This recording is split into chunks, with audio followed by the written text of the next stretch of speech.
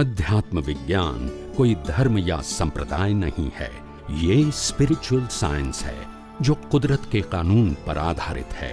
ये विज्ञान पूरे ब्रह्मांड के सभी रहस्यों को उजागर करता है और जीवन के सभी पहलुओं को समझने के लिए एक नई दृष्टि देता है। इसी को आर्ट ऑफ विजन कहते हैं, दुनिया को देखने की एक नई दृष्टि, जो अध्यात्म विज्ञानी परम पूज्य स्वामी श्री कमलेशानंद जी के निर्देशन में सनातन सत्य का अनुसंधान कर हमारे जीवन को प्रकाशित करे। जय सच्चिदानंद। તમારા મેં બે સત્સંગ સાંભળ્યા હતા, એમાં તમે આકાશ તત્વની વાત કરી હતી. હા, તો આકાશ જે તત્વ છે એમાં તમે એમ કીધું કે ડાયમંડમાં પણ છે અને એટલા માટે બ્રેક થાય છે. આપણા શરીરમાં પણ છે આકાશ તત્વ, પણ આકાશ તત્વ બહુ સૂક્ષ્મ છે, તમે એમ પણ કીધું હતું. એટલે આકાશ તત્વ આપણા શરીરમાં બધે જ્યાં સ્પેસ છે, નળીઓમાં જ્યાં બધું બ્લડ ને બધું ટ્રાન્સપોર્ટેડ થાય છે, એને તમે આકાશ તત્વ કહો છો? યસ યસ, આકાશ એટલે સ્પેસ. હા, સ્પેસ. તો આપણા શરીરમાં એનું જો કોઈ પણ વસ્તુને બ્રેક કરી શકાય તો એનું કારણ આકાશ તત્વ. આકાશ તત્વ ના હોય તો બ્રેક ના કરી શકાય, કારણ કે સ્પેસ જોઈએ ને, તો બે કટકા કેવી રીતે થાય? સ્પેસ હોય તો જ કટકો થાય.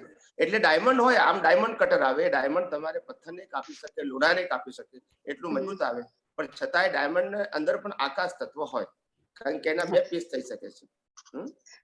આકાશ તત્વ ખાલી એ જ કામ કરે છે, બે ભાગ પાડે છે ને કોઈ પણ વસ્તુ. ના, સ્પેસ આપે છે આકાશ તત્વ, આખા બ્રહ્માંડમાં સ્પેસ. આપણે આ દુનિયામાં જીવી રહ્યા છે કારણ કે સ્પેસ ના હોય જીવે કેમ ના? હા, ઓકે, સો એનું ખાલી ગુણધર્મ સ્પેસ આપવાનું જ છે. હા, આ આખું યુનિવર્સ ની અંદર જે કઈ બધું દેખાય છે આકાશ તત્વની અંદર જ છે બધું. એની અંદર આકાશ તત્વ છે ને બહાર આકાશ તત્વ છે. આપણા શરીરની આજુબાજુ આકાશ તત્વ છે ને શરીરની અંદર આકાશ તત્વ છે. જ્યાં સ્પેસ છે એ બધું આકાશ તત્વ, ને આપણી બહાર પણ જ્યાં બધી સ્પેસ છે બધી આકાશ તત્વ છે. હા, ઓકે. અને બીજો ક્વેશ્ચન એ કે આપણે જે અત્યારે હાલ લાઈક સમજણમાં બધું આખું વિજ્ઞાન સમજાય છે કે આ કુદરતી રચના છે, આ 1999 વર્ષ સુધારમાં છે. પછી ઘણી બધી જગ્યાએ મેં તમારા સત્સંગમાં એમ સાંભળ્યું કે દ્રષ્ટિ, હવે દ્રષ્ટિ જયારે ઉપયોગ કરવામાં આવે છે કે આ છે એ છે, પણ એ દ્રષ્ટિનું મને હજી ખ્યાલ નથી આવતો. જેમ આપણે ટીવી જોતા હોય અને કેવા બધા પિક્ચરો દેખાય, એ રીતની દ્રષ્ટિ તમે વાત કરો છો કે પછી એક જગ્યાએ બેઠા 25 મિનિટ થી 48 મિનિટ સુધી અને તમે આંખ બંધ કરીને બધું જે દેખાય છે એ દ્રષ્ટિની તમે એમાં દ્રષ્ટિની વાત કરો છો કે પછી આપણે હાલતા ચાલતા ઘણી વાર આમ કે અંદર સમજમાં જ હોય કે આ ગતિ સહાયકના આધારે હાથ ને પગ ચાલે છે, પછી બેઠા એટલે સ્થિતિ સહાયકના હાથ પગ બંધ થયા, પછી આ જે કોઈ પણ સંજોગ ઉભો થયો કુદરતી રચનાના આધારે છે, મારા કર્મના આધારે જ આ મારા ભાગમાં મારો હિસાબ છે, પણ હું તો નિશ્ચય નિર્ણયથી કે વર્ષોતાત્મા છું. એ જે સમજણ આપણે ઉપયોગમાં ગોઠવીએ છીએ એને તમે દ્રષ્ટિ કહો છો. તો દ્રષ્ટિ કઈ રીતે આપણે ઉપયોગમાં લેવાની હોય છે, કેવી રીતના લેવાની હોય છે? મારે અનુભવમાં લેવી છે દ્રષ્ટિ. હવે મારો ત્યાં પુરુષાર્થ કરવો છે. દ્રષ્ટિ એટલે શું કહેવાય? એ મન વચન કાયા અને 5 ઇન્દ્રિયોથી દેખાતી દુનિયાને જોવાની જે આપણું જ્ઞાન દર્શન છે એને દ્રષ્ટિ કહેવાય. બરાબર. અને દરેકને પોતાના જ્ઞાન દર્શન પ્રમાણે દુનિયા દેખાય, એને બી દ્રષ્ટિ કહેવાય. દ્રષ્ટિનો મતલબ હું કઈ રીતે આ દુનિયાને જોઉં છું, અનુભવ કરું છું, માનું છું, એ મારી દ્રષ્ટિ છે. દેખવું એને આંખ કહેવાય અને સમજવું એને દ્રષ્ટિ કહેવાય. ઓકે ઓકે ઓકે, હવે ખ્યાલ આવ્યો. આંખોથી એક ચિત્ર બધાને સરખું દેખાય, પણ દ્રષ્ટિથી 10 ને જુદું દેખાય.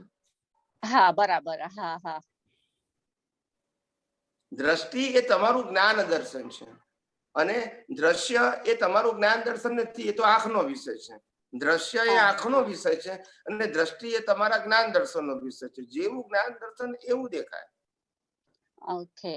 હવે તમારા જ્ઞાન દર્શનમાં એમ લાગે કે હું કરતા છું અને હું વસ્તુનો માલિક છું, એમ સામે વાળો પણ એની ક્રિયાનો કરતા છે, એ પણ વ્યક્તિ કે વસ્તુનો માલિક છે. આ દ્રષ્ટિ હોય આને અજ્ઞાન દ્રષ્ટિ કહેવાય અથવા તો રિલેટિવ દ્રષ્ટિ કહેવાય. આ રિલેટિવ દ્રષ્ટિ છે ત્યાં સુધી રાગદ્વેષ થવાના. મેં કર્યું, તે કર્યું, તમે કર્યું, મારું છે, તારું છે, તેઓનું છે. આ દ્રષ્ટિ રાગદ્વેષ થવાના. બીજો કોઈ બરાબર. ઓપ્શન છે જ નહીં તમારી પાસે. ના બીજો કોઈ જ નથી. હવે રાગ દ્વેષને કાઢવા માટે અજ્ઞાન કાઢવું, હા અને બરાબર. અજ્ઞાન છે એને કાઢવા માટે વિજ્ઞાન જોઈએ. અજ્ઞાન જ્ઞાનથી ના નીકળે, અજ્ઞાન વિજ્ઞાનથી નીકળે. જ્ઞાન બરાબર. એટલે જ વ્યૂ પોઈન્ટ. હા જ્ઞાન એટલે શું? કૃષ્ણ ભગવાને કીધું એ જ્ઞાન, રામે કીધું એ જ્ઞાન, મહાવીરે કીધું એ જ્ઞાન, વેદાંતમાં લખ્યું તે જ્ઞાન, સ્વામિનારાયણ ભગવાને કીધું એ જ્ઞાન. પણ બધા જ્ઞાન સરખા છે કે જુદા જુદા છે? જુદા જુદા છે. માટે વ્યૂ પોઈન્ટ કહેવાય, માટે એને જ્ઞાન હા. કહેવાય, પણ સનાતન સત્ય ના કહેવાય. ના કહેવાય. વિજ્ઞાન એટલે સનાતન સત્ય, માનો કે ન માનો તોય લાગુ પડે એનું નામ વિજ્ઞાન. વિજ્ઞાન એ વિજ્ઞાન, કુદરતનો કાનૂન છે, વિજ્ઞાન એ ધર્મ સંપ્રદાયનો કાનૂન નથી. એટલે બરાબર. કુદરતના કાનૂનમાં તમારે માનવા ના માનવાનું ના હોય, કુદરતનો કાનૂન થી જ તમારું લાઈફ છે. તમે નથી માનતા તોય કુદરતના કાનૂન થી બહાર નથી, અને માનો છો તોય નથી. પણ નથી માનતા તો તમારું અજ્ઞાન છે. અજ્ઞાન છે તો તમારી પાસે રિલેટિવ સત્ય છે, રિલેટિવ સત્ય છે તો રાગ દ્વેષ છે, ને રાગ દ્વેષ છે તો કર્મ છે, ને કર્મ છે તો જન્મ મરણ છે. બરાબર. સનાતન સત્ય હોય તો અજ્ઞાનનો નાશ થશે, અજ્ઞાનનો નાશ થાય તો કર્મનો નાશ થાય, કર્મનો નાશ થાય તો રાગ દ્વેષનો નાશ થાય, અને રાગ દ્વેષનો નાશ થાય તો જન્મ મરણનો નાશ થાય. આ સીધો પ્રિન્સિપલ છે. હા ઓકે.